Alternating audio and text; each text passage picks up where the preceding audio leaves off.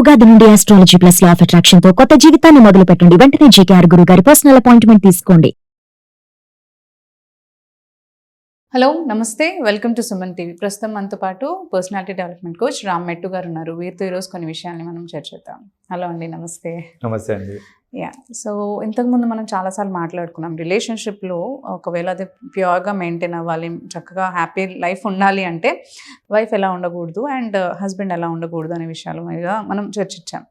అయితే నా డౌట్ ఏంటి అంటే, ఇప్పుడు most of the relationships fail అవుతూ వస్తూ ఉన్నాయి. ఏవి చూసుకున్నా they are either leading to divorce or లేదంటే క్రైమ్స్ యాక్చువల్లీ. సో అలాంటివన్నీ జరగకుండా ఒక హెల్దీ రిలేషన్షిప్ ఉండాలి అని అంటే ఉమెన్ ఎంత కాంట్రిబ్యూట్ చేయాలి అండ్ మెన్ ఎంత కాంట్రిబ్యూట్ చేయాలి అండ్ వాళ్ళిద్దరి ఎఫర్ట్స్ ఎలా వర్క్ చేయాలి యాక్చువల్లీ ఆ రిలేషన్షిప్ నిలబడాలి అంటే?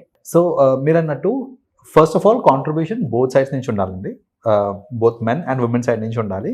బికాజ్ మోస్ట్ టైమ్స్ చూస్తుంటాను ఏంటంటే, ఒక రిలేషన్షిప్లో ఓన్లీ 1% స్ట్రగుల్ చేస్తున్నారు టు హోల్డ్ ఇట్ అప్ అని అంటే ఎక్కువ రోజులు నిలబడతారు. బోత్ సైడ్స్ నుంచి ఎఫర్ట్ ఉంది అంటేనే ఆ లాస్టింగ్ రిలేషన్షిప్ అనేది వస్తుంది మనకి.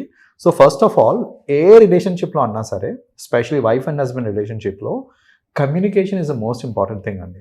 సో చాలా మంది ఏంటంటే ఈ ల్యాక్ ఆఫ్ కమ్యూనికేషన్ వల్లనే. So first of all regular communication, like on a daily basis కూర్చొని సరదాగా మాట్లాడుకోవడం అనేది చాలా ఇంపార్టెంట్.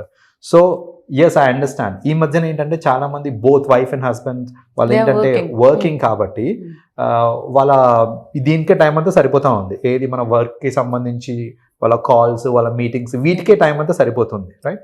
సో అసలు కలిసి మాట్లాడుకునే టైమే దొరకట్లేదు అనేది ఒక claim. Correct. My question to those people, నాకు టైం దొరకట్లేదు అనే వాళ్ళకి నా క్వశ్చన్ ఏంటంటే, మీరు ఒక రోజులో ఎంతసేపు సోషల్ మీడియా మీద స్పెండ్ చేస్తారో మీరు మీ ఫోన్లో చూడండి.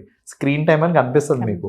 మీరు సోషల్ మీడియాలో స్క్రీన్ టైంలో సోషల్ మీడియా యాప్స్ మీద ఎంత టైం స్పెండ్ చేస్తున్నారని చూస్తే యూ విల్ బి షాక్డ్.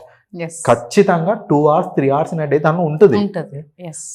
ఆ 2-3 hours ఒక 50% టైం మీ స్పౌస్కి మీరు ఇచ్చారనుకోండి, రిలేషన్షిప్ స్ట్రాంగర్గా ఉంటాయి. సో ఈ టైం లేదు అనేది అది ఒక సాగు. చెప్పాలంటే it's just about prioritising. So మీరు మీ స్పౌస్కి ప్రయారిటీ ఇస్తున్నారు, మాట్లాడటానికి ప్రయారిటీ ఇస్తున్నారు అని అంటే దట్ ఈస్ వెన్ డెఫినెట్గా కమ్యూనికేషన్ అనేది ఇంకా బెటర్గా ఉంటుంది అండ్ రిలేషన్షిప్ స్ట్రాంగర్గా ఉంటాయి. That is one thing. Second sort of communication which is important ఏంటంటే, చాలామంది ఏదైనా ఇష్యూ ఉంది అని అంటే, రిలేషన్షిప్లో ఏదైనా ఇష్యూ ఉంది అని అంటే కమ్యూనికేట్ చేయరండి. కమ్యూనికేట్ చేయకుండా అలగటము, మాట్లాడకుండా ఉండటము, లేకపోతే ఇంకో విధంగా కోపం చూపించడము, లేకపోతే మనసులో పెట్టేసుకొని బాధపడతా ఉండడము, ఇలా ఆ స్పేస్ ఆపోజిట్ పర్సన్ ఇవ్వలేదు అనుకుంటాను. లైక్ చెప్పే స్పేస్ అనేది కానీ క్రియేట్ చేసుకోవాలండి. వాళ్ళు ఇచ్చినా ఇవ్వకపోయినా మనం క్రియేట్ చేసుకోవాలి. ఇప్పుడు సపోజ్ ఒక రిలేషన్షిప్లో నాకు మా వైఫ్తోనే ఇష్యూ ఉంది అని అంటే, I will ask her to SIT. నాకు మాట్లాడాలి నీతోటి, నాకు ఒక ప్రాబ్లం ఉంది నీతో అని I will discuss it. So ఆ డిస్కషన్ చేయకుండా ఇప్పుడు ఎంతసేపు నేను మనసులో పెట్టుకొని నేనే బాధపడతా ఉన్నాను అనుకోండి, ఆబ్వియస్లీ నాకు ఆ రిలేషన్షిప్ మీద ఇంట్రెస్ట్ పోతుంది, అది బ్రేక్ అయిపోతుంది రిలేషన్షిప్ అట్లాంటివి. సో అది ఇంకొక టైప్ ఆఫ్ కమ్యూనికేషన్. ఏంటంటే సరదాగా మాట్లాడుకోవడం ఒకటైతే, అసలు ప్రాబ్లం ఉన్నప్పుడు మాట్లాడాల్సింది మాట్లాడుకోవాలి, మాట్లాడి సార్ట్ అవుట్ చేసుకోవాలి. ఈ మాట్లాడే క్రమంలో మాట్లాడండి, అరుచుకోకండి. చాలాసార్లు ఏమవుతుంది అని అంటే, మాటలతో స్టార్ట్ అవుతాయి, అరుపులతో స్టార్ట్ అవుతుంది. అది అరుపులో స్టార్ట్ అయ్యి మళ్ళీ అరుచుకొని ఒకరి మీద ఒకరు అరుచుకొని, అసలు టాపిక్ ఇది, ఈ టాపిక్ మర్చిపోయి మనము ఇంకేదో మాట్లాడుకొని ఆ రోజు అలా చేసి ఇంకో గొడవ తీసుకొని వస్తూ ఉంటారు. సో అసలు ఏదన్నా సరే మాట్లాడుకొని సార్ట్ అవుట్ చేసుకుంటే రిలేషన్షిప్ స్ట్రాంగ్గా ఉంటుంది. అక్కడ గొడవ పడకూడదు, మాట్లాడుకొని సెట్ చేసేసుకుంటే అయిపోతుంది. That is one thing. Third thing ఏంటంటే, both wife and husband should mutually support each other అనమాట.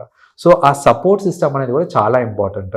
జనరల్గా సపోర్ట్ లేకుండా ఎక్కడ అవుతూ ఉంటుందని నేను చూస్తుంటానండి. ఇది సపోజ్ జనరల్గా మిస్అండర్స్టాండింగ్స్ అవి అవుతూ ఉంటాయి. ఏంటి, వైఫ్ అండ్ హస్బెండ్ మధ్యలోనే కాదు, ఫ్యామిలీ మెంబర్స్తో కూడా.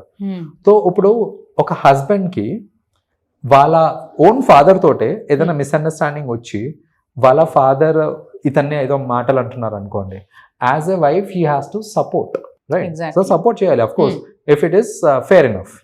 సో ఆ సపోర్ట్ లేకుండా కామ్గా ఉండడం చూస్తుంటాను నేను. ఏంటంటే తండ్రి కొడుకులు వాళ్ళిద్దరూ గొడవ పడుతున్నారు, వైఫ్ కామ్గా ఉంటుంది, ఏం మాట్లాడకుండా కామ్గా ఉంటుంది.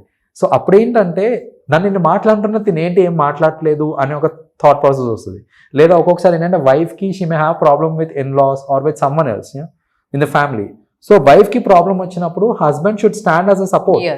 సో ఆ సపోర్ట్ హస్బెండ్ ఇవ్వకుండా హస్బెండ్ కూడా కామ్గా ఉన్నాడు అనుకోండి, వాళ్ళ రిలేషన్షిప్ త్వరగా బ్రేక్ అయిపోతుంది. ఎందుకనంటే అక్కడ సపోర్ట్ అనేది లేదు, mutual support. That is another aspect అండి. సపోర్ట్ అనేది చాలా ఇంపార్టెంట్. అండ్ అన్నిటికంటే ఇంపార్టెంట్ ఇంకోటి ఏంటిది అని అంటే ఈ స్పేస్, పర్సనల్ స్పేస్ ఇవ్వడం అనేది కూడా చాలా ఇంపార్టెంట్ అండి.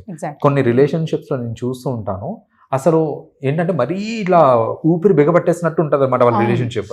అసలు కొంచెం కూడా ఫ్రీడమ్ లేకుండా ఉంటుంది, బోత్ సైడ్స్.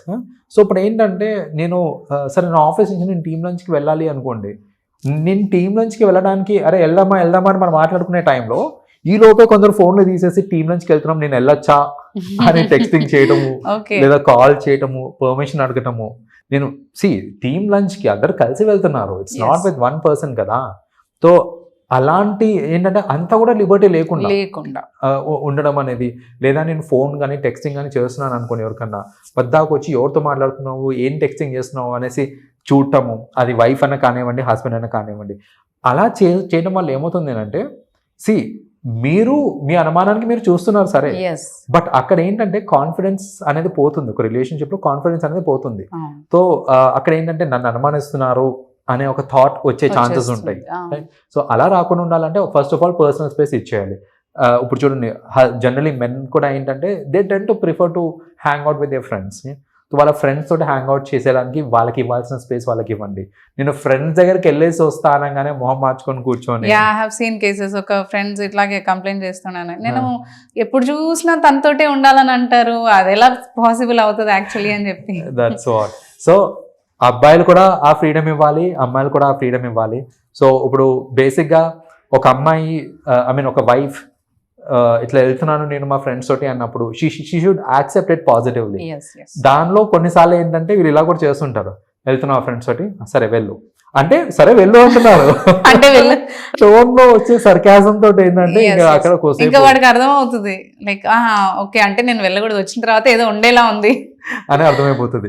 అండ్ ఇంకోటి, గ్రూప్ ఆఫ్ ఫ్రెండ్స్ కలుస్తున్నారు అనుకోండి కన్నా ఖచ్చితంగా 1 or 2 members లేట్ వస్తారు. ఎందుకు లేట్ వచ్చావంటే ఏదో సాకు చెప్తారు, కానీ యాక్చువల్ సాకు ఏంటంటే కన్విన్స్ చేసుకుని వచ్చేవానికి లేట్ అయిపోయింది. ఉమెన్ కి కూడా అలా అవుతూ ఉంటుంది ఒక్కొక్కసారి. ఏంటంటే నేను వెళ్తున్న టీమ్ లంచ్కి అంటే ఎవరెవరు వెళ్తున్నారు, వెళ్ళడం అవసరమా, వచ్చేచ్చు కదా ఇంటికి, ఇలాంటివన్నీ మెన్ సైడ్ నుంచి కూడా వస్తూ ఉంటాయి.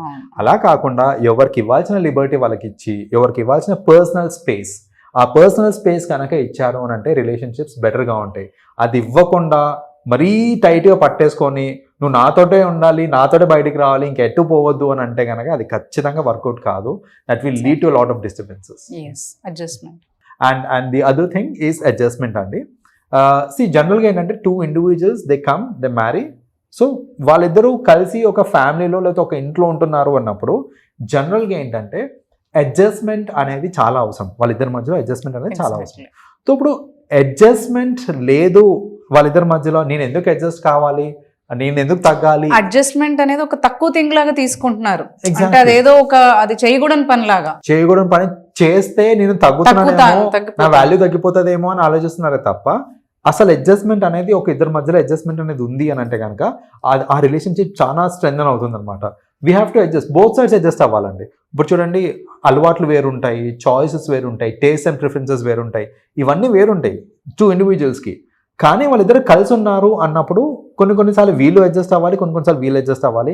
అలా బోత్ సైడ్స్ నుంచి అడ్జస్ట్మెంట్ అనేది ఉందనుకోండి విత్ అ పాజిటివ్ నోషన్, ఖచ్చితంగా వెరీ హెల్తీ రిలేషన్షిప్ అనేది వాళ్ళు మెయింటైన్ చేయగలుగుతారు. ఎగ్జాక్ట్లీ. సో ఇవన్నీ పాయింట్స్ కనుక ఒక కపుల్ వాళ్ళు పెట్టుకుంటే మాత్రం ఒక హెల్తీ రిలేషన్షిప్ అనేది మెయింటైన్ అవుతుందంట. థ్యాంక్ యూ అండి, thank you so much. Thank you.